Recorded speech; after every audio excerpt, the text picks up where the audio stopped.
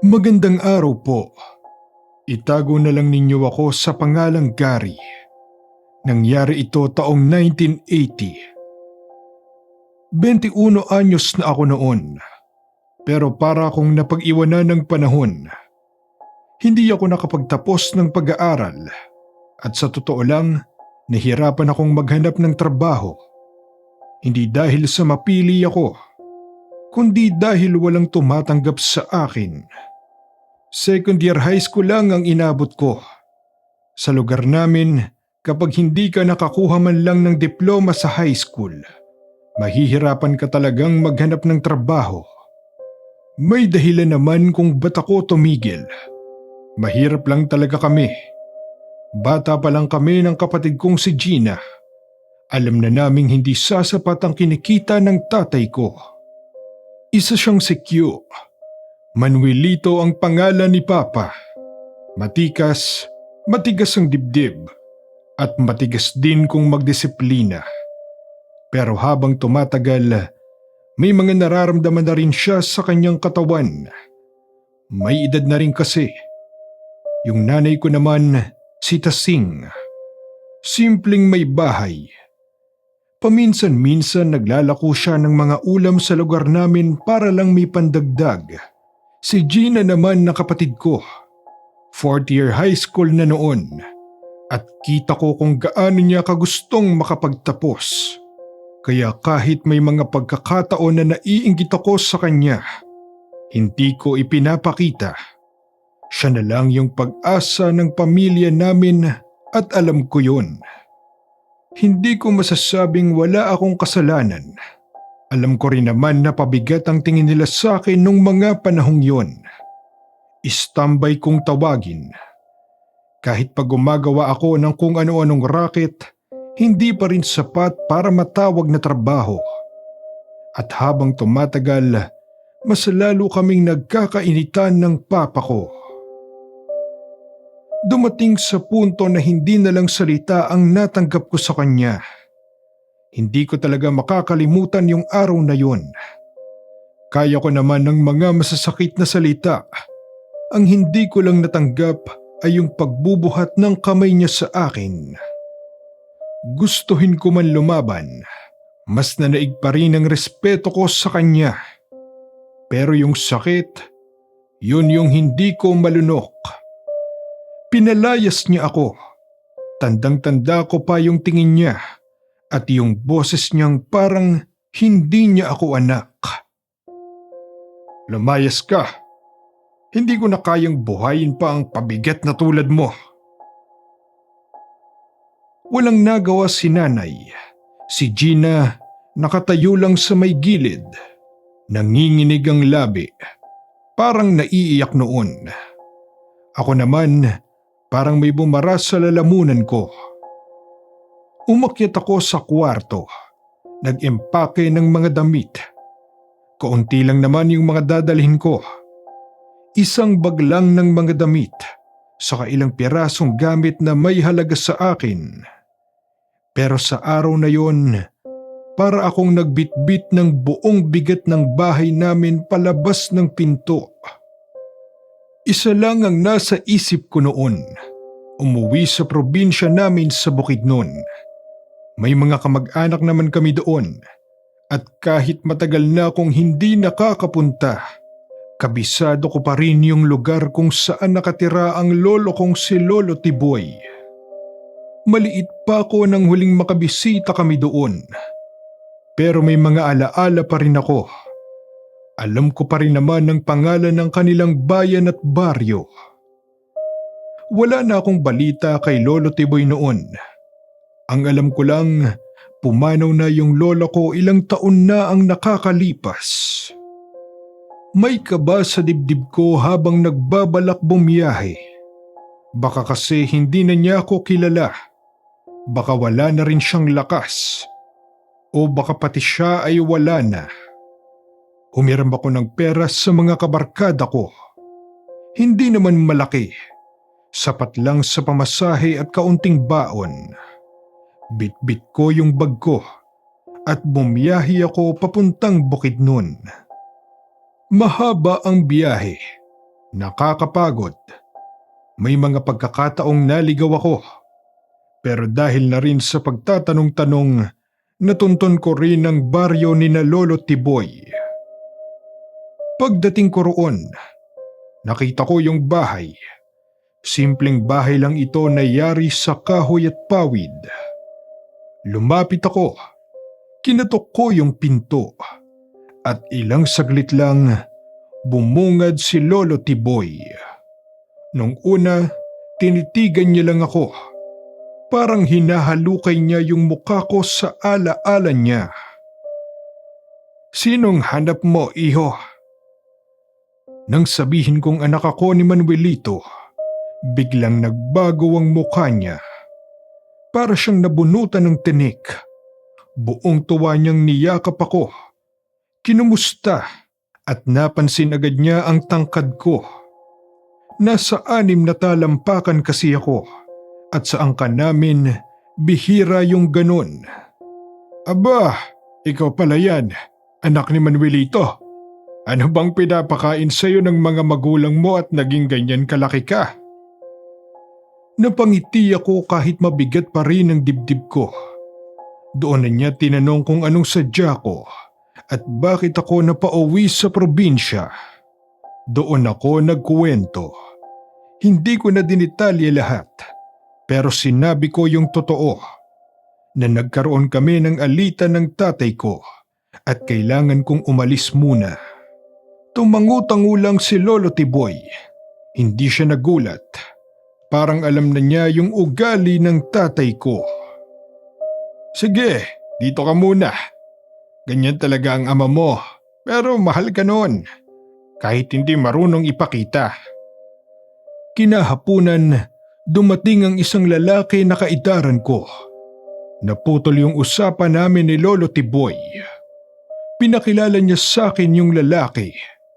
Pinsan ko raw, si Damian, anak daw ng yumao kong tiyuhin na si Miguel. Hindi ko na ito matandaan. Marami na kasing taon ang lumipas mula nung huli kong bisita. Agad naman kaming nagkasundo ni Damian. Tuwang-tuwa siya na parang sabik sa kapatid. Nalaman kong mas matanda ako sa kanya ng 2 taon, kaya kuya ang tawag niya sa akin. Katulad ko rin siya. Hindi nakapagtapos ng pag-aaral.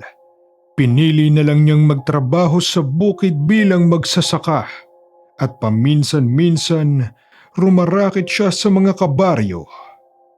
Yung kahit anong iutos, gagawin niya kapalit ng ilang halaga. Pagdadamo, pagsisibak ng kahoy na panggatong, pag-akyat sa puno ng nyog para manguha ng bunga at kung ano-ano pa. Diskarte kung diskarte. Ilang araw pa lang ako roon. Sumasama na ako kay Damian. Nagugulat ako sa ikot ng buhay sa baryo. Dito, hindi uso yung tambay na walang ginagawa. Kahit sino ay kumikilos. At kahit mababa ang kita, may bunga yung pagod. Habang tumatagal, natututo ulit akong gumising ng maaga. Natututo akong kumilos kahit masakit ang katawan. Unti-unti, nakakapagtabi ako ng kaunting ipon. Nakakapag-abot din ako kay Lolo Tiboy kahit bihira niyang tanggapin. Naghahatian din kami ni Damian sa gastusin sa bahay. Paminsan-minsan naman, napapadpad kami sa bayan para mamasyal, magliwaliw at kung minsan magsimba. Doon ko nakilala si Alicia. Taga-kabilang baryo siya. Nakilala ko siya isang araw ng linggo sa simbahan sa bayan na pinupuntahan namin ni Damian. Mabait siya, mahinhin, pero palabiro. Yung tipo ng dalagang hindi mo mamamalayan, napapangiti ka na lang habang kausap mo. Magaan ang loob ko sa kanya at kinaibigan ko siya. Pero sa totoo lang, lihim ko siyang nagugustuhan. 19 anyos siya noon, nasa kolehiyo sana. pero pansamantalang huminto dahil may mga prioridad sa pamilya. Hindi ako nagmadali. Nakontento muna ako sa pagiging kaibigan, lalo na't alam kong wala naman akong maipagmamalaki. Wala akong diploma. Wala akong trabaho na matatawag na matino sa mata ng iba. Ang meron lang ako, lakas ng katawan at lakas ng loob at kaunting kagwapuhan. Pero habang tumatagal, mas lalo akong nahuhulog. Dumating sa punto na kinausap ko ang sarili ko. Kung hindi ko sasabihin, baka hindi ko na rin masabi kailanman. Kaya nagtapat ako kay Alicia. Hindi ko ginawa ng pabigla-bigla. Pinili ko yung tamang araw, yung tamang tiyempo, at yung lakas ng loob na matagal kong tinago. Gusto kita, Alicia. Hindi ko alam kung may pag-asa ako pero gusto kong manligaw. Pinaunlakan niya ako. Hindi siya nagkunyari. Hindi siya nagpaligoy-ligoy. Tinanggap niya yung nararamdaman ko at alam din ng mga magulang niya, si Mang Berto at si Aling Dalia. Magaan ang loob nila sa akin. Pinakiusapan lang nila ako na wag munang magmadali. Bata pa raw si Alicia at marami pa raw plano sa buhay. Naintindihan ko yon. At dahil magaan ang loob nila sa akin, kahit anong araw o oras, pwede akong bumisita sa bahay nila. Hindi ako tinuring na iba. Tinuring akong parang pamilya nila. Pero hindi lang pala ako ang umaaligid kay Alicia. May kababaryo sila na matagal lang naliligaw sa kanya. Si Noel. Anak siya ng may kayang angkan sa baryo nila. Siya na rin ang namamahala sa mga lupain at taniman ng mga magulang niya. May sarili siyang sasakyan. At kung minsan, nakikita ko yon na dumadaan sa baryo ni na Alicia tuwing pupunta ko sa bahay nila. Ayon kay Alicia, hindi niya talaga pinayagang manligaw si Noel. Alam niya raw na maloko ito at palikero. Mahilig makipagbasag ulo at siga-siga sa lugar. Dahil may kaya, akala mo kung sino, pati si Mang Berto at si Aling Dalia ayaw sa kanya kahit pa maimpluwensya ang kanya. Hindi ko agad inisip na magiging problema si Noel. Akala ko normal lang. Pero nag-iba ang lahat nung nalaman ni Noel na may naliligaw na kay Alicia. At ako yon. Ang hindi alam ng marami, may lahi palang aswang sina Noel, pati ang angka nito. Sa bayan na yon, maraming bulong-bulungan. May mga matatanda na mahilig magkuwento. Mga kwento na ultimo sa mga bata ay ginagamit na panakot. At kung paano ko nalamang aswang si Noel, heto at ikukuwento ko. Isang gabi, pauwi ako galing sa pagdalaw kina Alicia. Tahimik na ang paligid, maliwanag ang buwan. Yung hangin ay malamig at yung daan ay wala ng katao-tao. Habang naglalakad ako, bigla kong naramdaman na may sumusunod sa akin. Hindi ko man nakikita, naririnig ko yung mga pagkaluskos sa likod ko.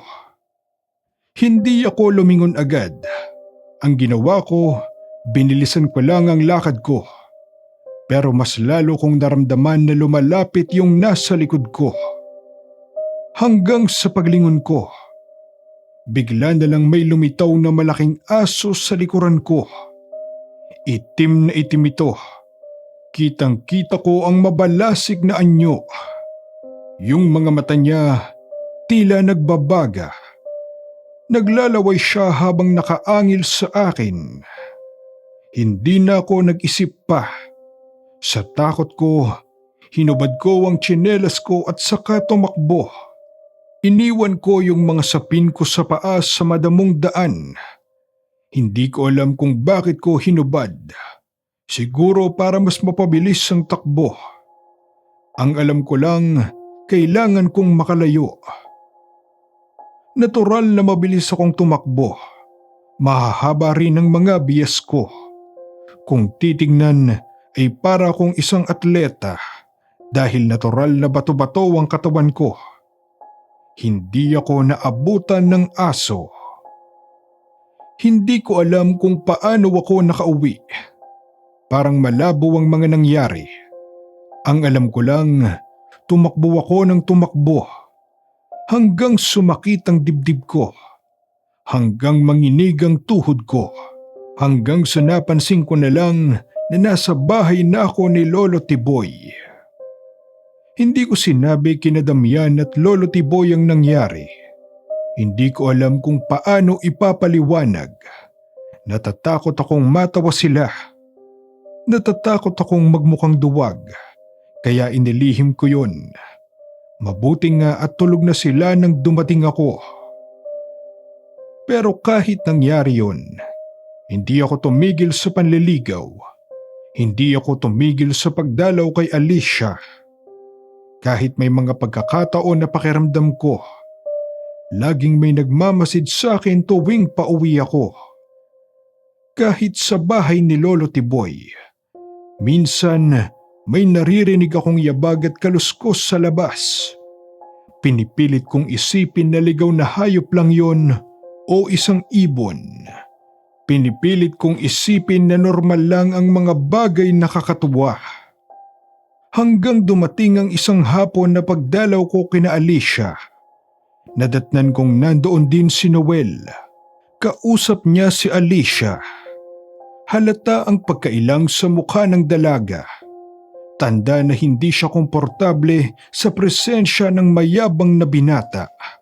Si Noel nakangisi. Akala mo kung sino. Pero nang makita niya ako, biglang nag-iba ang ekspresyon niya. Tumalim ang tingin niya. Parang kaya kong sunugin sa titig pa lang. Pinakilala ni Alicia si Noel sa akin. Binati ko siya ng nakangiti. Pagtangulang ang iginanti niya. Ni hindi man lang siya ngumiti o nagsalita.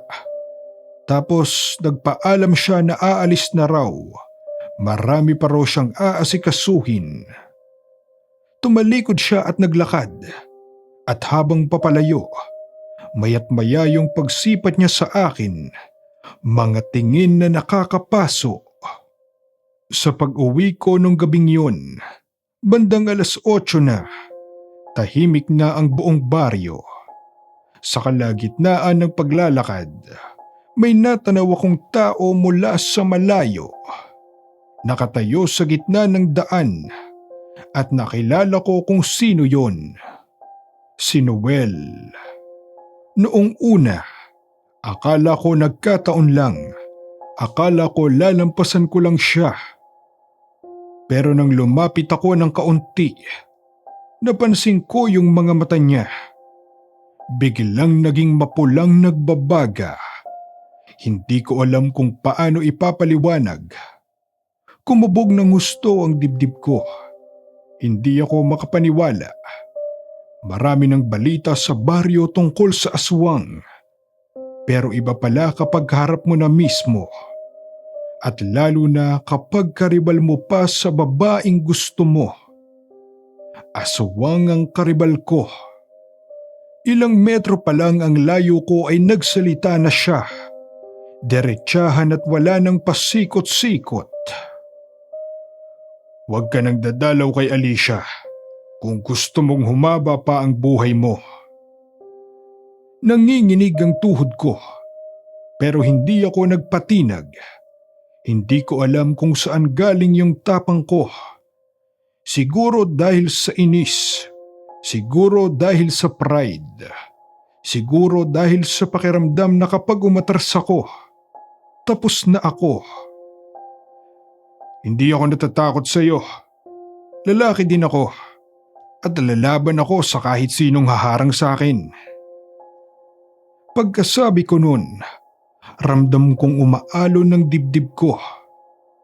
Natatakot ako, totoo yun, pero pinili kong tatagan ang loob ko. Nagngalit ang bagang ni Noel. Sinugod niya ako.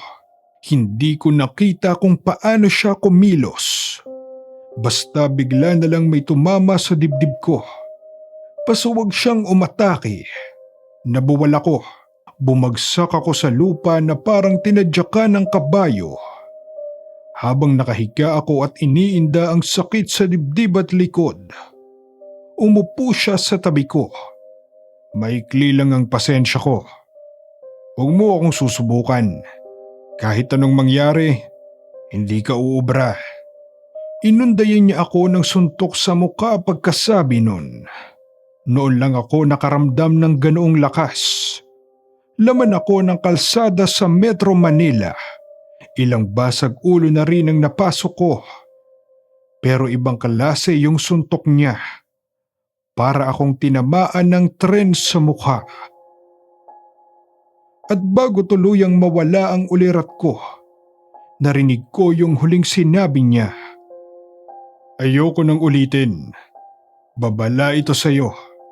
Sa susunod hindi na kita bubuhayin. Baka gawin pa kitang almusal at hapunan ng ilang araw. Nagkamalay ako pagkalipas ng ilang oras. May dumila sa mukha ko. Pagdilat ko, isang aso ang nasa harap ko. Tansya ko, 5:00 na ng umaga. Madilim pa, pero sumisilip na yung liwanag. Nasa daan pa rin ako, parang basahan na itinapon. Naalala ko pa nga ang mga nangyari at nanggigil ang kalooban ko sa isiping parang ginawa lang akong laruan ni Noel. Hindi ko sinabi kina Damian at Lolo Tiboy yung nangyari. Nagpalusot ako. Ang sabi ko, nag-inuman kami ni Mang Berto at doon na ako nakatulog sa bahay nila. Hindi na nag-usisa si Lolo Tiboy.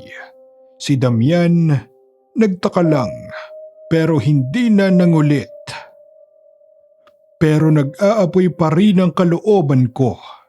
Hindi ko kayang palampasin yun. Bilang lalaki, hindi ako papayag na apakan ng pagkalalaki ko. Hindi ako papayag na hindi makabawi. Wala akong pakialam kung aswang man siya. Binala kong gumanti. Naghanda ako. Makalipas ang ilang araw, sa muli kong pagdalaw kay Alicia, nagbaon ako ng itak, asin at luya. Ayon kasi sa mga narinig ko, yun daw ang mabisang panlaban sa aswang. Hindi ko dinala yung itak sa bahay ni na Alicia. Iniwan ko lang ito sa parte ng daan kung saan ko unang nakaengkwentro si Noel. Isiniksik ko sa damuhan at tinakpan ng mga tuyong dahon. Yung asin at luya nasa bulsa ko. Yung asin ay nilagay ko sa supot na hindi ko binuhol para madali akong makadukot kung sakali man. Hindi ko alam kung matapang ba ako o tanga. Pero sa mga panahong yon, isa lang ang alam ko. Kung hindi ako lalaban, habang buhay akong tatakutin at tatawanan ni Noel. Dumating yung gabi na nakasagupa ko siya ulit. Doon pa rin sa parte ng daan na maraming puno. Doon sa lugar kung saan ko siya inabangan. Naroroon siya. Parang hinihintay ako. Hindi na ako nagulat. Parang alam ko na ang mangyayari. Kinuha ko agad ang itak sa pinagtaguan ko nito. Wala nang maraming salita. Inatake agad ako ni Noel. At sa mga unang sandali, natatalo ako. Mabilis kumilos si Noel. Hindi ko siya matamaan. Ilang beses niya akong nakalmot. Matutulis ang kuko niya. Hindi lang sugat yung iniiwan. May kasama pang hapdi na tila umaabot sa buto. Ilang beses din niya akong hinagis. Ilang beses akong nabuwal. Parang laruan lang ako nun. Pero hindi ako sumuko. Sa bawat pagkatumba ko, pinipilit kong bumangon. Sa bawat paghablot niya, pinipilit kong kumawala. Hindi ako ang pinakamalakas. Hindi ako ang pinakamabilis. Pero lalaban ako hanggat kaya ko. Hanggang sa naisip ko yung asin na nasa bulsa ko. Dumakot ako ng isang kamao. Isinaboy ko sa kanya. Umilag si Noel, pero sumabog yung asin sa ere. Tinamaan pa rin siya. Nasaktan siya. Nagsugat agad ang balat niya. At yung tikas niya kanina, parang naging alanganin. Akmang susugod ulit siya.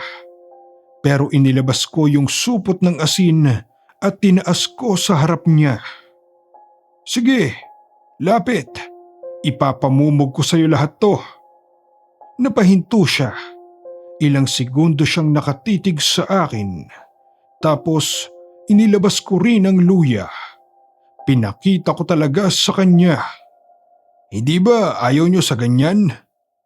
At kahit hingal na hingal ako, kahit masakit ang katawan ko, pinilit kong tumindig sa harap niya. Ayokong pumatay sa totoo lang. Pero kung hindi mo ako titigilan, hindi rin ako titigil. Oo, hindi ako kasing lakas mo. Pero sisiguraduhin kong sa susunod na magkikita tayo, magdadala na ako ng bagay na kaya kong lusawin. Doon natigilan siya ng tuluyan. Nawala yung bagsik sa mukha niya. Hindi ko alam kung takot ba yun o ano. Naisip niya rin siguro na hindi ako uurong sa laban, na hindi ako aatras. Walang pasabi, tumalikod siya at naglakad palayo. Gusto ko sana siyang sigawan. Gusto ko sanang sabihing wala pala siya. Pero pinigil ko yung sarili ko. Umuwi na lang din akong may ngiti sa mga labi. Magmula noon, hindi na niya ako ginulo. Nakikita ko pa rin yung sasakyan niya sa baryo ni na Alicia. Pero ni minsan, hindi ito nagtangkang magbaba ng bintana para tingnan ako. Hindi ko na rin siya nakitang dumadalaw kay Alicia. Unti-unti, parang nawala siya sa paligid namin. Lumipas ang mga taon. Nagpatuloy ang buhay ko rito sa Bukidnon. Nagkatuluyan kami ni Alicia. Ikinasal at nagkaroon kami ng 3 anak. Unti-unti rin kaming nagkaayos ng tatay ko. Nagkaroon na rin kami ng sariling lupain sa Bukidnon. Nakapagpundar ng ilang lupang sakahan hanggang ngayon. Napapakinabangan pa rin namin. Si Damian, na natiling kapatid ko na kasama sa hirap at ginhawa. Si Lolo Tiboy naman, matagal nang wala. At kung hindi dahil sa kanya, hindi ko alam kung saan ako dadalhin ng buhay ko nung pinalayas ako. Paglipas ng mga taon, tuluyan na kaming walang naging balita kay Noel at sa pamilya nila. Ang sabi-sabi ay ng ibang bansa na raw ang mag-anak at doon na permanenteng nanirahan. Sa ngayon po ay may edad na ako. At ang kwentong ito ay naibahagi ko na rin sa mga anak ko. At hindi ako magdadalawang isip na ikwento rin ito paglaki ng mga apo ko. Yun lamang po, maraming salamat sa pakikinig.